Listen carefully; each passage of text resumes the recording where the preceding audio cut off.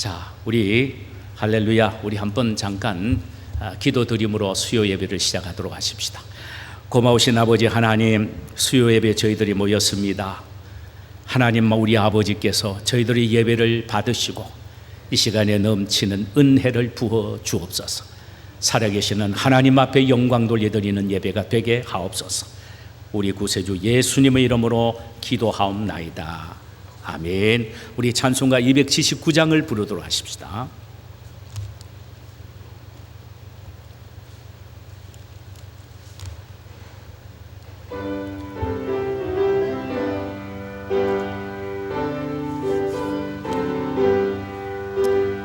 인내하신 구세주여, 내가 비오니 죄인오라 하실 때에 날 부르소서.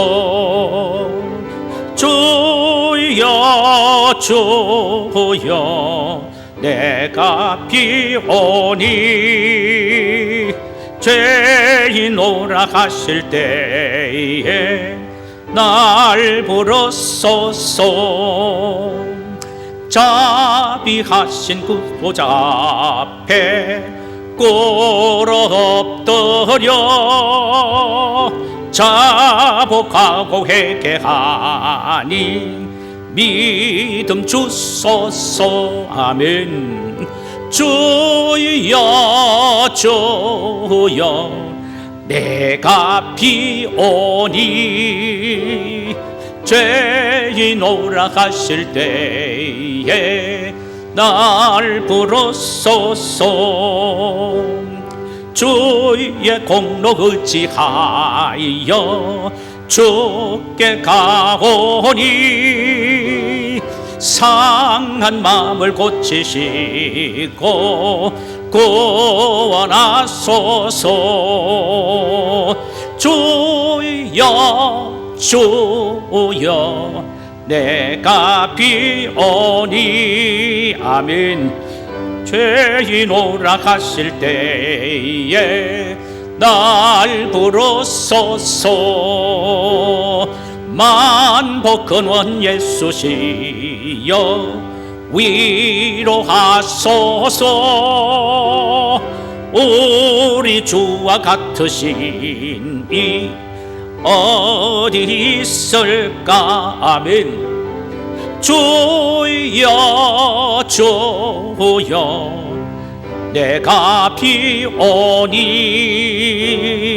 죄인오라 하실 때에 날 부르소서.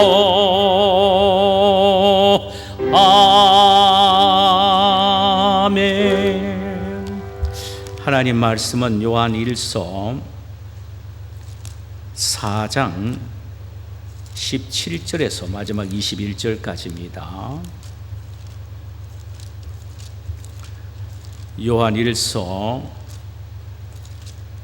4장 17절에서 4장 16절에서 21절까지입니다. 4장 16절에서 21절. 하나님이 우리를 사랑하시는 사랑을 우리가 알고 믿었노니 하나님은 사랑이라. 사랑 안에 거하는 자는 하나님 안에 거하고 하나님도 그의 안에 거하시느니라. 이로써 사랑이 우리 안에 온전히 이루어진 것은 우리로 심판날에 담대함을 가지게 하려 함이니 주께서 그러하심과 같이 우리도 이 세상에서 그러하니라. 사랑 안에 두려움이 없고 온전한 사랑이 두려움을 내어 쫓나니 두려우면은 형벌이 있음이라. 두려워하는 자는 사랑 안에서 온전히 이루지 못하였느니라. 우리가 사랑함은 그가 먼저 우리를 사랑하였습니다. 누구든지 하나님을 사랑하노라 하고 그 형제를 미워하면 이는 거짓말하는 자니 보는 바 형제를 사랑하지 아니하는 자는 보지 못하는 바 하나님을 사랑할 수 없느니라. 이 계명을 주께 받았나니 하나님을 사랑하는 자는 또한 그 형제를 사랑할지니라. 아멘. 할렐루야. 이 시간 우리가 함께 나누고자 하는 말씀의 제목은 우리가 서로 사랑하자라는 제목입니다. 우리는 지난 시간에 사랑에 대해서 함께 생각해 보았습니다. 성경에는 사랑하라는 말씀이 다 명령형으로 나와 있습니다. 여기에 대한 이유를 우리는 지난 시간에 3가지로 살펴보았습니다. 잠깐 한번 다시 언급을 하면은, 첫째로는 우리를 손해보지 않도록 하기 위하여 우리에게 사랑하라고 명령하셨습니다. 우리가 형제에게 사랑을 실천할 때 우리가 하나님께 속하였다는 것과 하나님을 경험적으로 알게 된다라는 사실입니다. 오늘 본문 7절을 보십시다. 사랑하는 자들아, 우리가 서로 사랑하자. 사랑은 하나님께 속한 것이니 사랑하는 자마다 하나님으로부터 나서 하나님을 알고 그랬습니다. 여기에 안다는 말은 하나님을 만나고 경험하고 그 경험적인 지식을 갖게 된다는 말입니다. 이를테면 형제를 사랑하게 되면은 하나님은 그와 함께 하시고 교제를 나누시고 그의 기도를 들어 응답해 주시고, 그래서 하나님을 더 깊이 경험하게 된다는 것입니다. 신앙생활을 아무리 오래 한다 할지라도 하나님을 경험하지 못한 지식이 없는 신앙이라면 안타까운 일이지요. 그러나 하나님을 만나고 경험하는 지식을 누리며 즐기며 사는 것만큼 영광스러운 신앙생활도 없을 것입니다. 사랑을 하게 되면은 바로 이러한 은혜를 누리며 살게 된다는 것입니다. 두 번째로, 우리가 사랑의 빚을 지고 있기 때문에 사랑을 실천하라고 명령하고 계십니다. 빚은 반드시 갚아야 합니다. 갚지 않으면 안 되지요. 오늘 본장 9절에서 10절을 보니 하나님께 사랑의 빚을 지고 있음에 대하여 이렇게 말씀하고 있습니다. 하나님의 사랑이 우리에게 이렇게 나타난 바 되었으니 하나님이 자기의 독생자를 세상에 보내심은 그로 말미암아 우리를 살리려 하심이라. 사랑은 여기 있으니 우리가 하나님을 사랑한 것이 아니요 하나님이 우리를 사랑하사 우리 죄를 속하기 위하여 화목 제물로 그 아들을 보내셨음이라 했습니다. 하나님은 먼저 당신의 독생자 예수를 화목 제물로 우리에게 보내어 주심을 통하여 우리에게 대한 자신의 사랑을 보여주신 것입니다. 로마서 5장 8절에 보면은 이렇게 기록이 되어 있습니다. 우리가 아직 죄인 되었을 때에 그리스도께서 우리를 위하여 죽으심으로 하나님께서 우리에게 대한 자기의 사랑을 확증하셨느니라 그랬습니다. 이 말씀은 우리는 하나님에게 사랑의 빚쟁이라는 말씀입니다. 이 사랑의 빚을 무엇으로 갚아야 합니까? 다른 사람을 사랑함을 통하여 하나님께 진 빚을, 사랑의 빚을 갚아야 한다는 것입니다. 이것은 당연지사한 일입니다. 그래서 11절에서 이렇게 말합니다. 사랑하는 자들아, 하나님이 이같이 우리를 사랑하였은즉 우리도 서로 사랑하는 것이 마땅하도다. 여기에 마땅하다란 말은 빚을 지고 있기에 갚는 것은 당연지사한 일이란 말씀입니다. 사랑은 빚이기 때문에 갚아야 하기에 명령형으로 사랑하라고 말씀을 하신 것입니다. 또 하나는, 세 번째로는 사랑은 하나님을 보여드리는 유리창이기 때문입니다. 우리가 유리창을 통하여 내부를 들여다보듯이 우리는 사랑을 통하여 하나님을 보여드릴 수가 있다라는 것입니다. 본문 12절에 보니까 이렇게 말씀하십니다. 어느 때나 하나님을 본 사람이 없으되 만일 우리가 서로 사랑하면 하나님이 우리 안에 거하시고 그의 사랑이 우리 안에 온전히 이루어지느니라 했습니다. 우리 가운데 하나님을 본 사람은 아무도 없습니다. 그러나 우리 속에는 하나님을 보여드릴 수는 있다는 것입니다. 그것은 우리가 사랑을 실천할 때 사람들은, 그리고 주변에 있는 사람들이 사랑의 창문을 통하여 우리 속에 계시는 하나님을 들여다볼 수가 있게 된다입니다. 그렇다면 우리는 사랑을 통하여 우리 속에 계시는 하나님을 다른 사람에게 끊임없이 보여드려야 합니다. 이를 위하여 우리는 사랑을 실천해야 한다는 것입니다.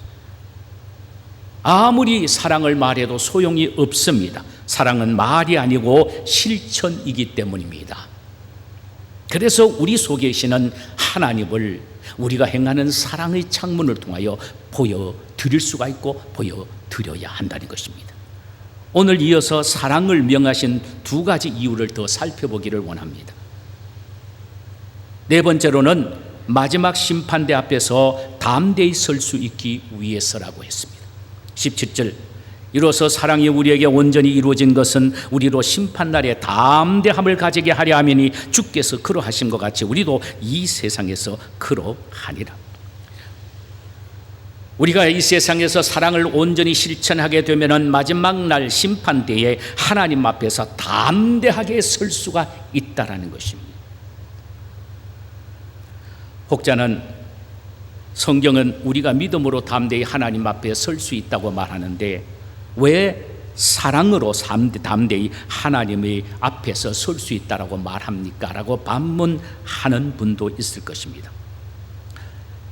그러나 사랑은 믿음의 열매이기에 열매인 사랑이 나무인 믿음에 붙어 있는 것은 당연한 일이며 하나님이 열매인 사랑을 보시고 심판하신 것은 마땅한 일인 것입니다. 그러므로 우리가 먼저 하나님을 얼마나 사랑했고 믿음의 형제를 얼마나 사랑했느냐에 따라 하나님 앞에 심판대에 어떤 태도로 설 것이냐 하는 것이 드러나게 된다는 말입니다. 만약 우리가 사랑 없이 마지막 심판대 앞에 서게 된다면 우리는 두려움으로 설 수밖에 없을 것입니다. 여기 두려움이란 단어는 심판대 앞에서 공포에 질러 고래고래 소리를 지른다라는 의미입니다. 그러니까 사랑을 실천하지 않는 삶이었다면 하나님의 심판대 앞에서 공포에 질려 고래고래 고함을 지르게 된다는 것입니다. 그러나 사랑이 있으면 전혀 다른 양상으로 하나님 앞에 서게 된다는 것입니다. 오늘 본문 18절을 보십시다. 사랑 안에는 두려움이 없고 온전한 사랑이 두려움을 내어 쫓나니 두려우면은 형벌이 있음이라. 두려워하는 자는 사랑 안에서 온전히 두려워하는 자는 사랑 안에서 온전히 이루지 못하였느니라. 사랑을 온전히 실천한 삶을 살았다면 두려움이 없이 주님 앞에 설 수 있다는 말입니다. 그 이유는 온전한 사랑이 두려움을 내어 쫓기 때문이라는 것입니다. 반면에 사랑이 없다면 두려움 속에서 주님 앞에 벌벌 떨며 설 수밖에 없다는 것입니다. 왜요? 사랑이 없기 때문입니다. 왜 그런 두려움이 찾아옵니까? 사랑 안에서 온전히 이루지 못했기 때문입니다. 여기에 온전히 이루지 못했다는 말은 주님의 사랑을 전혀 흉내라도 보이지 않았다는 말입니다. 이는 다른 말로 하면은 사랑을 실천해 보려고 전혀 노력마저도 보이지 않았다는 말입니다. 사랑하는 여러분, 하나님은 우리가 할 수 없는 사랑을 하라고 말씀하지 않습니다. 사랑을 실천하기 위하여 몸부림을 치면 반드시 실천할 수 있는 것이 사랑이기 때문이라는 것입니다. 그러므로 우리는 주님의 사랑을 흉내라도 내기 위하여 노력해야 한다는 말입니다. 사랑할 수 있는 마음이 생기도록 기다리지 말고 의지적으로 억지로라도 주님의 사랑을 흉내라도 내기 위하여 노력해야 한다는 말입니다. 그리하면 사랑할 수 있는 힘과 능력이 저절로 생기게 되어진다는 것입니다. 우리 속에 계시는 성령께서 그런 힘을 우리에게 주신다는 말씀입니다. 그러므로 우리가 사랑해야 될 이유는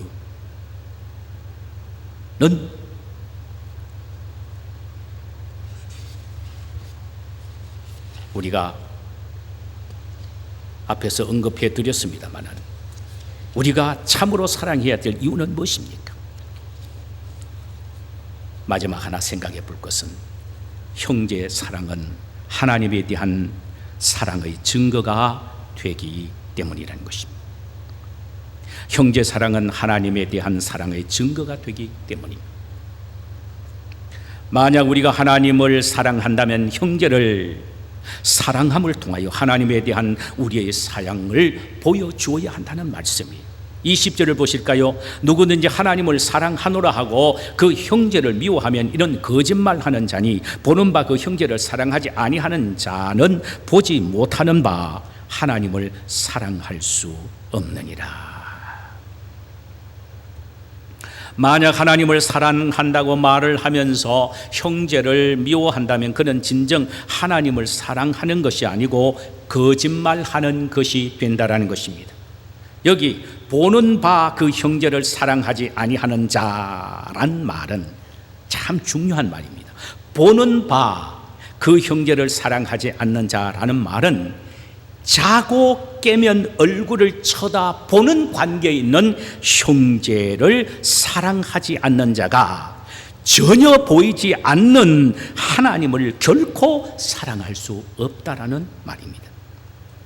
우리가 교회에서 늘 보는 믿음의 형제를 사랑하지 않으면서 어떻게 보이지 않는 하나님을 향하여 하나님 나의 아버지 사랑합니다, 사랑하는 나의 아버지 주님 사랑해요 라는 찬양을 어떻게 부를 수가 있겠느냐라는 말입니다. 그 부른다는 것은 그것은 거짓말하는 것이라는 말입니다. 하나님은 그렇게 만약에 우리가 찬양을 부른다면, 사랑이 없는 마음을 갖고 찬양을 부른다면 야 거짓말 좀 하지 말라, 이렇게 하나님은 우리를 책망하신다는 말씀입니다. 여러분, 사랑은 가까운 데서부터 시작됨을 잊지 말아야 합니다. 먼저 내 가정 식구로부터 시작을 해야 합니다. 가까이 있는 믿음의 형제로 이어져야 합니다. 그 다음에 나의 이웃들에게 향해야 합니다. 가까이에 있는 사람들에 대한 사랑은 하나님을 보여주는 또 다른 창이라고 할 수가 있습니다. 21절을 보십시다. 우리가 이 계명을 주께 받았나니 하나님을 사랑하는 자는 또한 그 형제를 사랑할지니라. 우리가 주님으로부터 형제를 사랑하라는 계명을 받았기에 하나님을 사랑하는 자는 필연적으로 그 형제를 사랑해야 한다는 것입니다. 사랑은 이론이 아니고 실천이며 추상 명사가 아니고 실제로 눈에 보이는 물질 명사임을 잊지 말아야 합니다.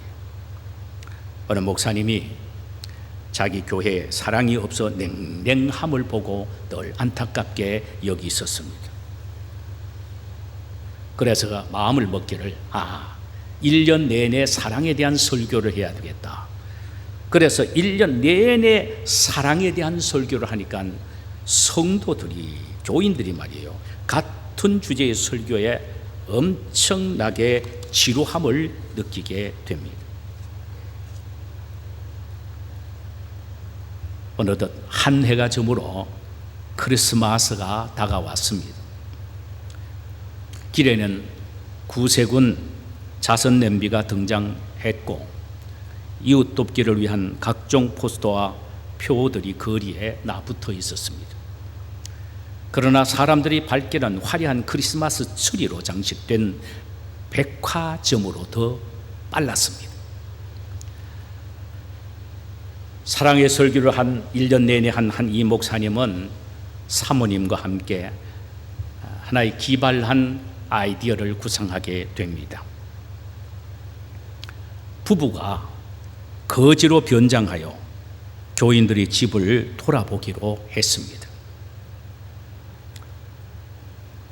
교인들이 설교를 들은 대로 얼마나 사랑을 실천하는가를 보기 위하여 먼저 그는 교회에 아주 덕이 있어 보이고 또 덕이 있다고 생각하는 장로님 댁으로 찾아갔습니다. 물론 목사님과 사모님은 완전히 거지의 변장을 했습니다. 초인종을 누르자 성탄 준비 여염이 없던 장로님 부인이 나와서 맞이합니다. 그러나 그 부인은 순간적으로 깜짝 놀란 채 뭔가 준비에 바쁘다는 핑계로 문을 확 닫고 들어가 버렸습니다. 목사님 부부는 서로 얼굴만 쳐다본 채 아무 말도 하지 못했습니다. 이번에는 제일 은혜스럽다고 교회에서 평이 나 있는 권사님 집으로 발걸음을 옮겼습니다. 역시 같은 반응이었습니다. 이어서 그 교회의 가장 모범적인 집사님의 집으로 향했습니다. 그런데 그 집에는 아예 문도 열어주지 않았습니다. 목사님 부부는 실망이 이만저만이 아니었습니다.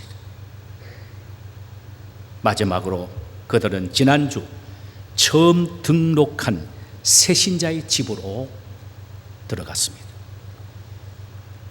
그 집 부인은 얼른 들어가더니 따뜻한 음식을 갖고 나와서 대접을 하더랍니다. 그 다음 주일 목사님은 설교 시간에 그 같은 사실을 교인들에게 말을 하면서 강대상 위에서 설교를 하시다가 그만 엉엉 울었다고 합니다. 자신의 목회가 헛된 수고뿐이었음을 그는 느꼈기 때문이었습니다. 사랑을 실천한다는 것은 한두 번 설교를 통하여 변화되는 것이 아닙니다. 사랑의 저수지인 예수님의 십자가 안으로 뛰어 들어가야 합니다. 그리고 주님의 그 십자가의 불을 받아야 되고 십자가의 불구덩이 속에서 몸부림을 치는 역사가 경험이 되어야 한다는 말입니다.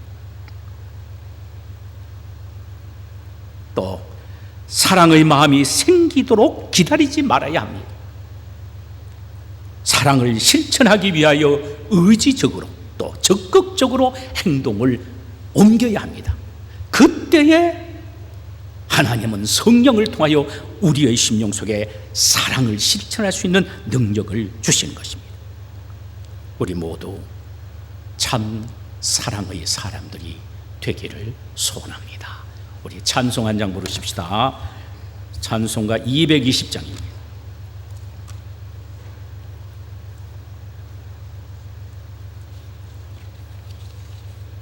찬송가 220장입니다.